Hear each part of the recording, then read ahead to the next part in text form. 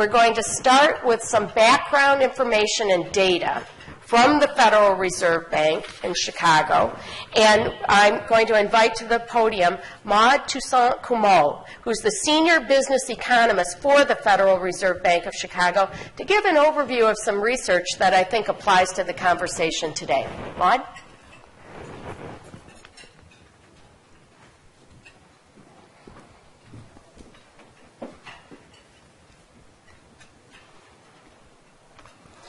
Thank you, Marie.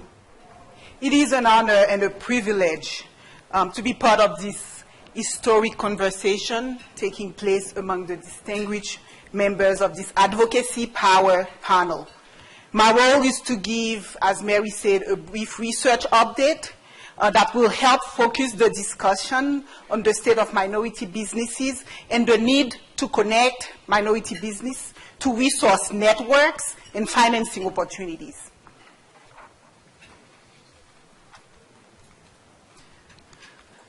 Why are we talking about minority businesses? Simply put, we have a significant impact to make in the United States economy. Minority businesses are a good source of employment creation. They tend to be concentrated in certain markets, and as such, they hire more minority workers, people who may find it more difficult to work other places. And this contributes to develop distressed communities. Minority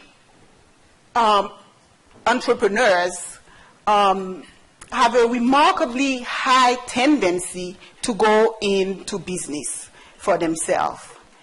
And if we look at the data between just the last decades, 2000 and 2011, the rate of self-employment has grown by 30% compared to 6% the national rate of self-employment. As a result, business ownership in the United States is becoming more inclusive.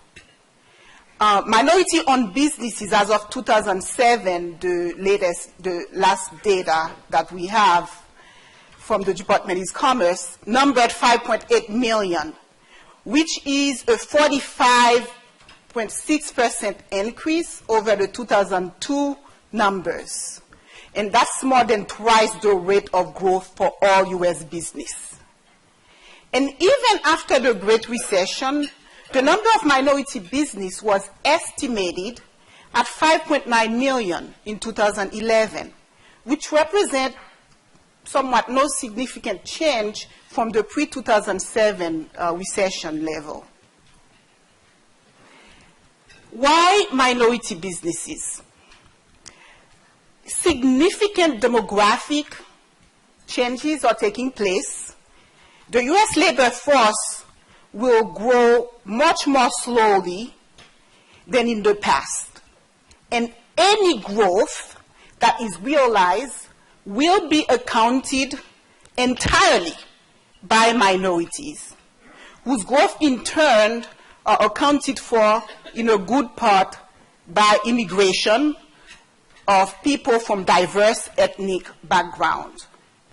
Therefore, the success or failure of minority-owned businesses will increasingly drive the success or failure of the overall U.S. economy, because we know the importance of business for the U.S. economy.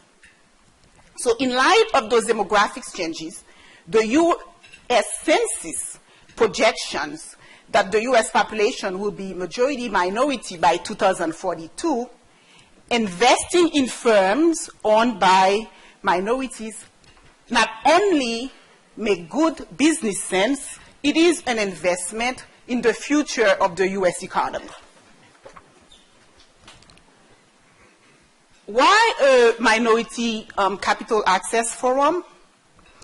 The potential of minority businesses to reinforce the U.S. economy and to improve communities, such as Detroit, will be highly compromised if past patterns of funding and financing disparities get projected into the future.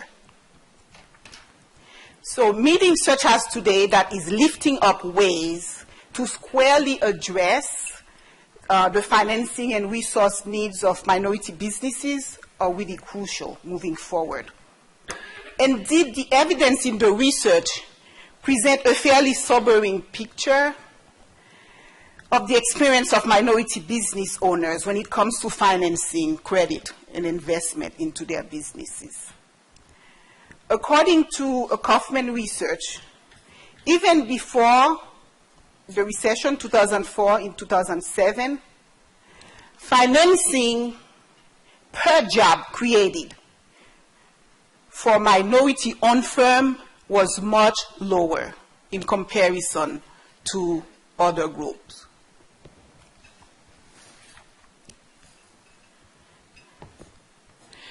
So the evidence is pretty unanimous from various sources of data. Minority businesses have less access to capital at startup and subsequent period, regardless of firm size. This can be understood against the backdrop of earlier data from the Federal Reserve Board, which shows that minorities have higher denial rates and higher fear of rejection, which means there's a lot of more discouraged would-be borrowers among minority businesses, regardless of firm size and stages of the business. And an interesting research by Timothy Bates and Bill Bradford, which was published in the Journal of Money, Credit, and Banking, found that venture capital funds that focus on minority-owned business are actually very competitive. They provide returns that are comparable to mainstream venture capital firms. So although minority-owned firms can be good investment opportunities, we still see a lower percentages of qualifying firms receiving loan and equity investments.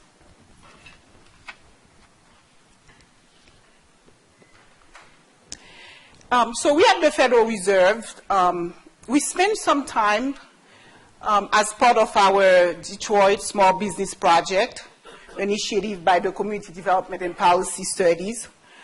We spent some time studying and mapping the business landscape in the Detroit area.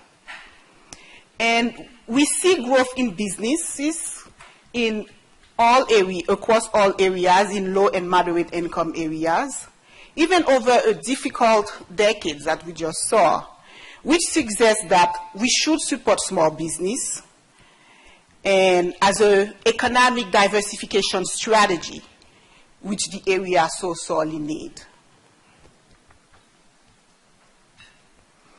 For the Detroit market, we did some analysis to understand access to financial institutions. Because when we studied the project, the first question we asked was, we saw a lot of conversation in the communities with funders and philanthropic organizations. And we thought one of the roles we could play is bring banks into the conversation. So the first thing we started looking at is understanding financial access to bank institutions. And we wanted to understand not only access to financial services, but to also lending and relationship lending, which we know is very important in a market such as Detroit. So we developed some analysis and using some algorithm to map out the relative access to banking institutions across different neighborhoods in the area. And as you can see here, we essentially have a ring in a sense that, especially with the less density situation within the Detroit city limits, we do see that this corresponds with less presence in terms of banking institutions. So we wanted to know what this means, because clearly the disappearance or closing of banks in low-income communities is a concern, and we wanted to know what this means. So we proceed to assess whether some of those differences were justified that we saw in terms of access, and what this implied as far as relationship lending, as far as borrowing for small businesses.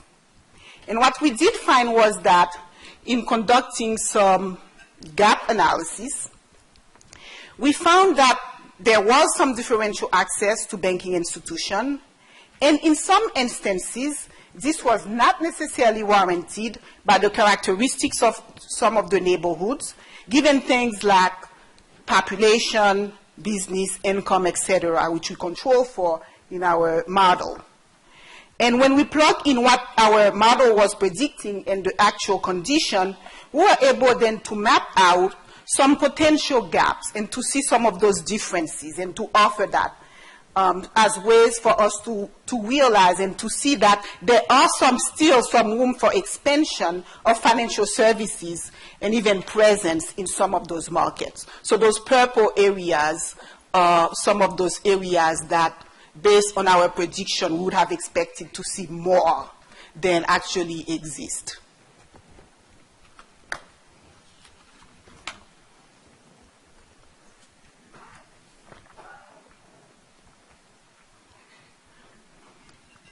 We look specifically at CRA reported loans, which we have the data, and we again conduct some gap analysis to see if there are some places where there could be more lending activities than we are actually seeing. And so we find that we were able to identify some areas where businesses and where opportunities for more lending are justified.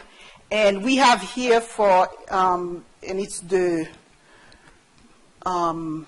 sort of this color, areas close to more than 170 tracts where more business in those areas could benefit from targeted lending, given certain characteristics. Why I keep closing this? We were privileged to obtain some data from the Michigan SBA office, which we also analyzed, because as we know, in the continuum of lending, in market like Detroit, lending like SBA is very important. And SBA is designed to mitigate risk for banks in lending to small businesses. And some SBAs are designated to stimulate lending to pre-designated geographic areas and underserved places. And what we see from our analysis is that SBA loan had declined quite precipitously at the aftermath of the Great Recession. There is, however, some sign of turning point back in Michigan. And in fact, SBA has grown more in Michigan than in the nation. And there is an increasing mix of lenders and new players in the SBA field, which present new opportunities. Although in the Detroit market, we do see still quite a lot of slack relative to risk in this market, even for SBA loans.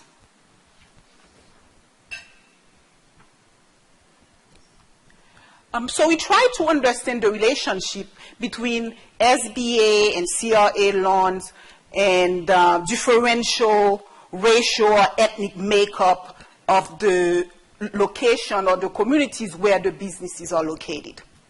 While we find in general a negative relationship between lending to business in neighborhoods that are predominantly African American, Hispanic, and a positive relationship of lending to more Asian concentrated neighborhood, the factors behind these relationships are fairly complex and are diverse.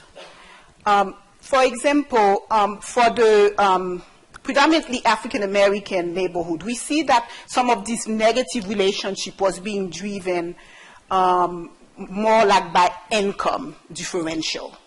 so that it is much more difficult to have credit flows in African American and low-income communities, even for things like SBAs, which are sort of help to mitigate some of the risk. So a lot more work really needs to be done, more thinking outside the box to really reach those, what we could perhaps label as underdeveloped market, which present a lot more risk. And in the Hispanic communities, we see the sort of the negative relationship after you control for a number of factors could be explained by the fact that we find very sort of big businesses, which we are not fall under the purview of SBA loan, and very small, which perhaps are having even more difficulties getting SBA loans. So that's why we see this negative relationship for Hispanic businesses. And for Asian, a more diversified business base, spanning over different sizes and different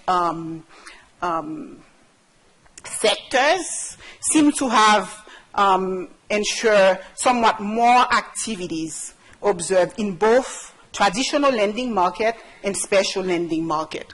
So there is a lot of coming together that can happen and learning from each other in this gathering of different groups of businesses of different ethnic groups. So as important as financing is, we cannot speak about it in a vacuum. To properly address the need of minority businesses, as we've been hearing, we really need to think about business need across their full life cycle. And so in the early stage, birth stage, the natural question is to sort of struggle about finding a market, finding customers, and a lot of those firms are non-employer firms, and a lot of the question is how do you start? And we've found a lot of the startup actually happen quite informally from families and friends, et cetera, from different means of finding funds into the business. And sort of around the middle at the adolescent stage, that's when the real issues of financing, of connecting to formal sort of banks really comes into play. And that's when it's the stage where the business really need to be growing. And then at the maturity stage, we're really talking about huge extension, perhaps globally, et cetera. And the needs for financing along the whole continuum of resource, of capital, and also resources and the type of support for the business vary. So what we did is conduct a survey. So to get this information, you really need data that sort of follow the life cycle of business, which you don't have. So what we tried to do then is come to the communities and we administer the survey.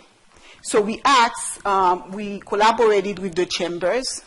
So this has been an ongoing, fruitful relationship, which we are very happy about. So we've collaborated with the chambers and asked you and survey you, the membership, and about your resource needs. And and then we took this information and tried to analyze it.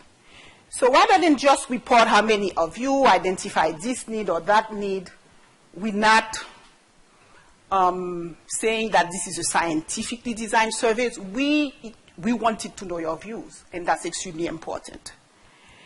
So, but we're able to work with this information and really get a lot. So for many of you, this is not going to be news because that's your reality, that's your experience. But for those of us, like the chambers, those training organizations, and those banks that are trying to connect with you and try to leverage resources and get together with intermediaries, this analysis we are hoping is going to be informative because it reveals some very meaningful distinction, which we think could make a difference in how well the need of your businesses are being addressed, depending on the stage of your business.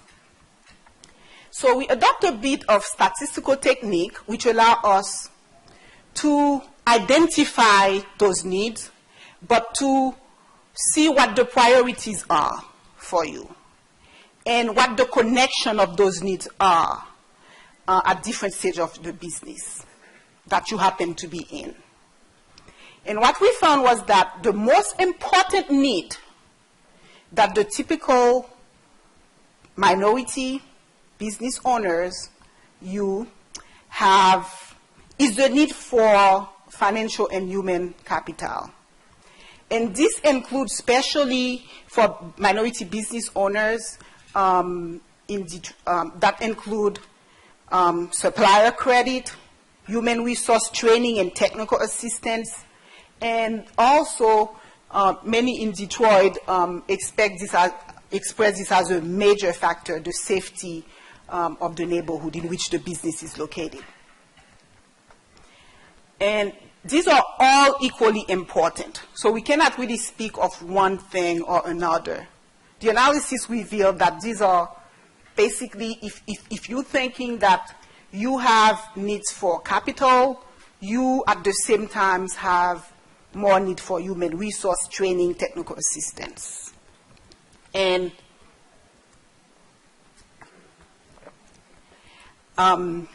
second, we find that we find that networking, relationship that help build your business, that was very important. And then third, procurement contract is viewed for some very distinct businesses as something that is very important. And then sales and the marketing came as also another very important needs for your business. And those needs vary depending on the stage of the business. So as you can see here, we find some fairly meaningful distinction. So we've sort of normalized it so that any group of business, depending on the stage of the business, we've sort of normalized the scores such that if you are above 100, the typical business owner who are at that stage in its business is really expressing strong needs for that particular factor. So as you can see here, younger businesses report having more intensive needs on a broader variety of factors, whether it be human and financial capital and networking needs, technology needs to connect the business, and then sales. And for more mature business, we see that procurement contract was something that was expressed particularly for the typical business at that stage.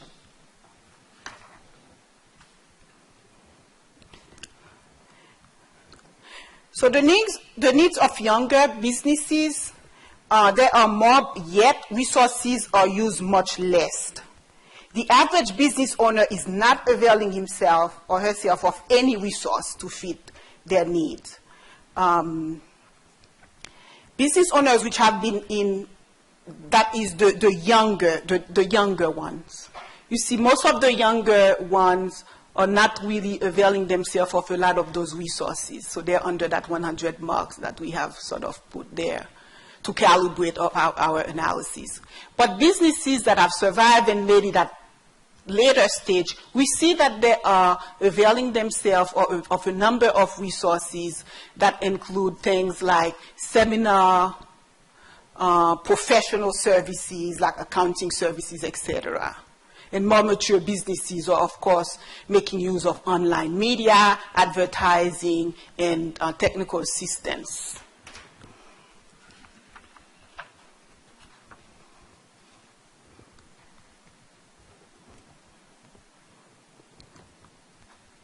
Barriers to using some of the resources.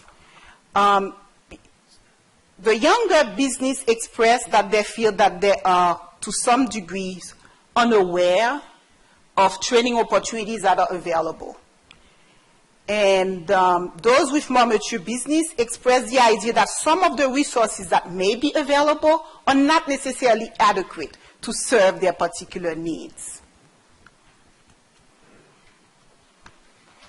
But we have to wrap up because there won't be enough time for the panel. Okay, definitely. Thank you so much for your participation, and I hope that you find this research fruitful and, for us to move on with our conversation. Thank you. Thank you very much. The slides were great context for the conversation we'd like to have now.